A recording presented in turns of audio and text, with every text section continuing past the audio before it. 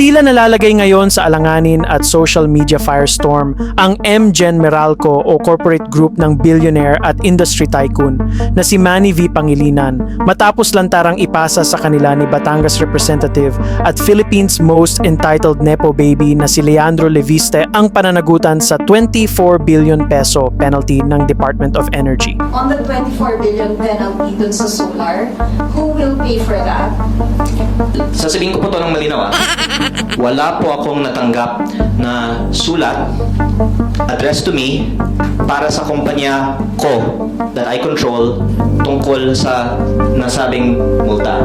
Kaya I don't want to drag others into what others have seen to be a politically motivated attack.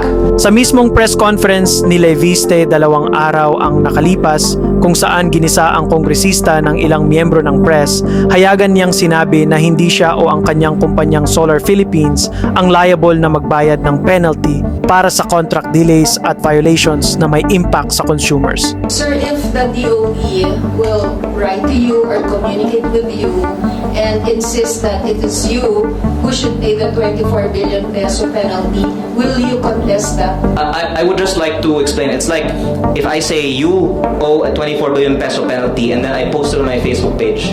I don't think that it is valid question really to ask. Although I'm giving you the opportunity to ask me any question you like, but Ayon sa kanya, ang SPNEC daw na binili ng MGen Meralco ang dapat managot. Sorry sir, I'm still confused. Who should pay the 24 billion?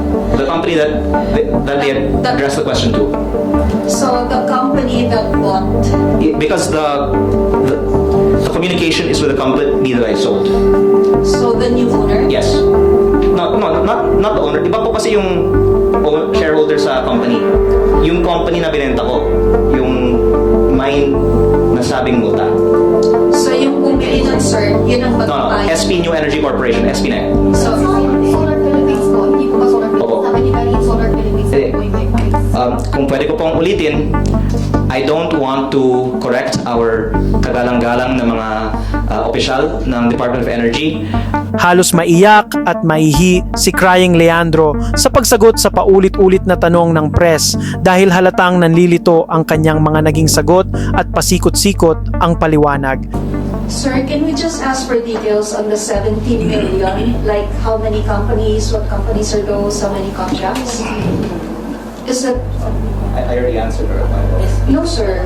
May mga eksena pa na ilang beses tinangka ng bagitong kongresista na patahimikin ang ilang female reporters na nagtatanong tungkol sa kanyang solar scandal. Pero sir, willing kayong bayaran yung 24 billion na yun to penalty?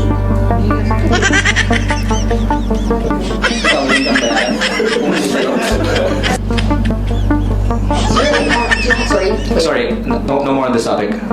No sir, I haven't asked a question. Those are follow-ups po. Ito po yung... Sir, the failure po to deliver the agreed-on power supply by December 2025, ito po sabi ni Garin, will mean thinner energy reserves which could increase prices.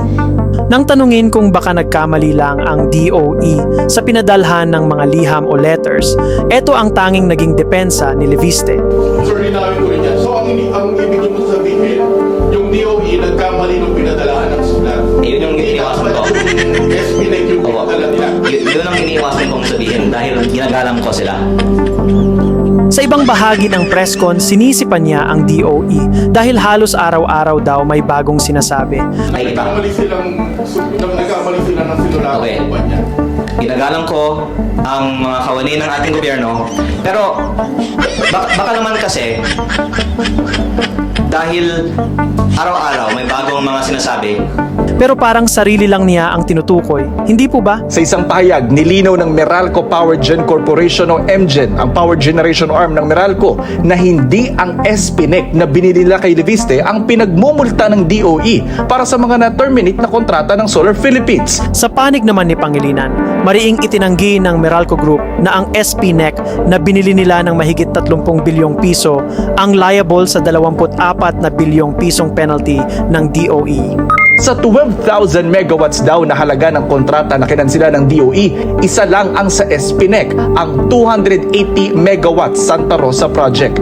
Ang dating namamahala raw sa proyektong itong nag-offer at nabigyan ng award para sa 280 megawatts sa Green Energy Auction Program ng DOE.